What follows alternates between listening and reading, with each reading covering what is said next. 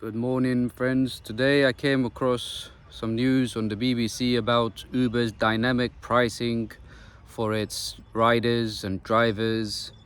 And we have all known this as drivers that Uber is nothing less than a thieving company, and they are corrupt, and they are basically taking us for a ride literally.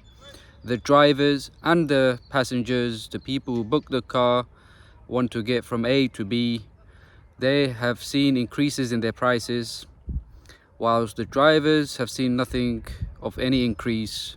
And it's all to do with Uber's new pricing. It's called dynamic pricing, and a lot of research has been done recently about this. There was another article in the Guardian about it, and they are getting away with it.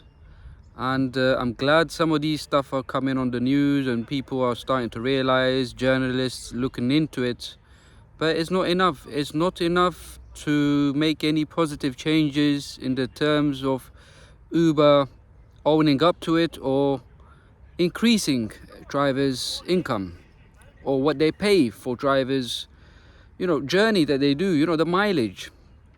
And as you may know, some of you, I'm a part-time Uber driver, a new recent driver. I've been doing it for 3-4 months now, and yeah, it's a roller coaster with Uber. So the only way I can sort of work with them is I do it part-time, and I cherry pick. My acceptance rate is very low, and reason being is I just don't accept any job offers that they send over. I make sure that it makes financial sense for me. And yeah, I want at least £1.20 and upwards for mile that I drive. And at the end of the day, we, the drivers, have all the costs. We have the costs of running the vehicle, the servicing, the MOTs, the insurance, the wear and tear, the depreciation, and also our time doing this job. And if you add it all up, sometimes it's less than minimum wage. But they scream out, yes, drivers have total flexibility, whatever jobs offer this, life is wonderful, you open the app and you get in your car and you make money. They should call it, yes, you can become a slave to the hours that you can put in. That is what it should be. And these crooks, they get away with this. They get away with this nonsense. They think that we are naive. They just take advantage of drivers because of our disposition in life, we as the working class people, and they get away with it. Now you can buy Uber shares on the market, and this is why they put dynamic pricing. So they increase the fares for the riders, the passengers who pay more to get a cab, to get a Uber, and we, the drivers, we don't see any increases. So they keep the profit. And now they go and say that we are in profit as a company and you can buy our shares. These are the crooks. These are top of the chain crooks. Really, they are the corruptors of the corrupt elites. The CEO, Dara Rabishashani, he does not go out of his house without security. He can't go to a place without armed security, armed guards, because he knows every driver has it in for him. He's a crook. He's a crook beyond words. He should be imprisoned. He should be taken to the court of justice for theft and robbery in millions and billions of pounds from drivers who work hard, who do an honest day's living.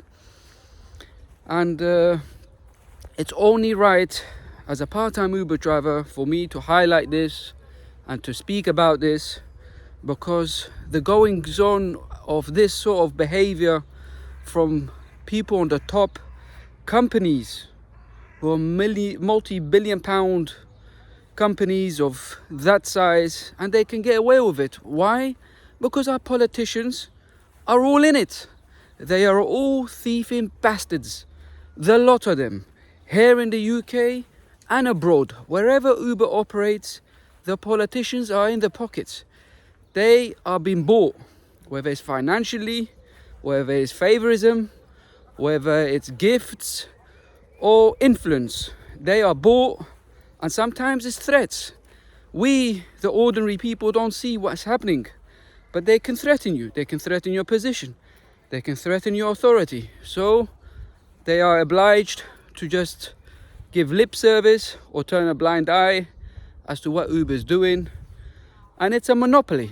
We should not have one big company, you know, taking charge of everything when it comes to hailing a car or private hire or taxi work. And there should be an independent body that sees to the fares and the pricing. But yeah, Uber doesn't have that.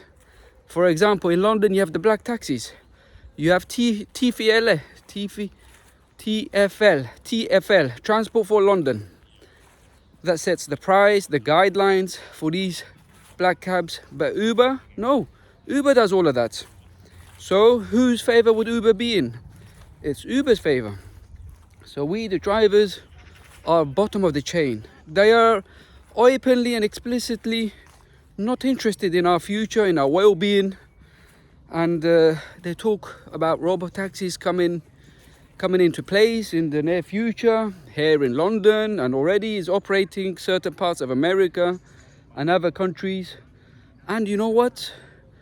We, the drivers, are looking forward to this one day. If it does happen and we lose our jobs, we will make sure that Uber also loses many of their vehicles accidentally or intentionally or unintentionally.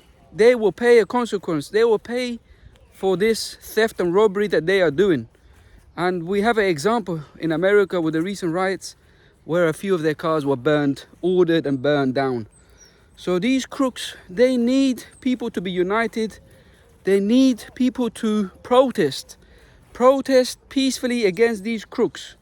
But the problem is, peaceful protests at the end of the day doesn't get you far, because the politicians are siding with Uber.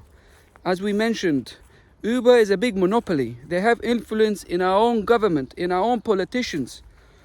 Our own government is a whole different story anyways, whether they're Labour, Conservatives, Liberal, Reform. They're all the same shit from the same pile, but just different names and different faces and different colours. So my friends, as a part-time Uber driver, I thought it's important to highlight this, and I will leave a link about the recent reporting about the dynamic pricing that Uber's been doing. And it's wrong. So as a driver, my advice is, don't do this full-time. Do it part-time in addition to something else that generates you money and income. And cherry pick so you can choose the best jobs that make sense for you.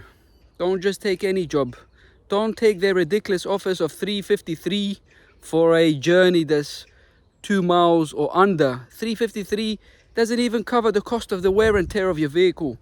So make sure it makes sense. Make sure that you cherry pick, because the more that we cherry pick and refuse these low jobs that they offer, the money for the low jobs they offer, the more they will understand that we're not falling for this nonsense that they are offering us. So it's important to be on point, to be aware of what's happening. And I just hope that something happens for us, the drivers and the riders, who are paying a lot of money for these fares, for these rides that they're taking. And it's not fair on the passengers, it's not fair on the drivers especially as well.